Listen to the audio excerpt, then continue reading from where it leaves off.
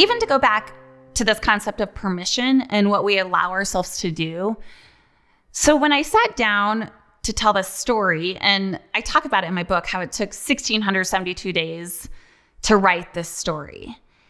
And for me, it's almost like I had to give myself permission to be able to tell the real and the raw of what went on, and to give myself permission to open myself up to other women and other individuals to be able to really share the impact that my life has had on me, and some of the, not even necessarily my life, but just some of the different things that I've been dealt has played a role in the path on my life. So when we think about giving ourselves permission, I questioned on a very regular basis, like, does my story truly have an impact? Is there any value? What does it matter? What does it matter that I had breast cancer at 38? What does it matter that I went through divorce at the same exact time I was going through treatment?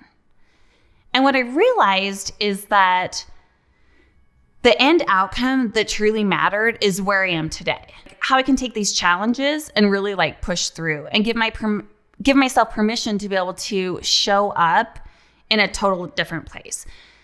And the hard thing for me, I think, just even looking back, and the part that probably pulls at my heartstrings the most with this whole entire situation is that, there's, we can't blame ourselves for getting cancer, and we can't necessarily blame ourselves for getting a divorce or some of these large things that happen in our life. But we do allow ourselves to get into a place that's just not healthy.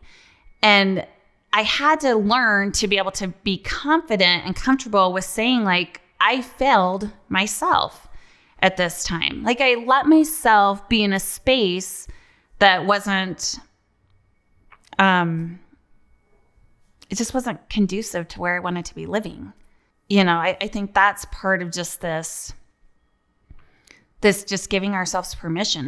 It's almost like not even giving ourselves permission. Maybe it's giving ourselves grace in times like this.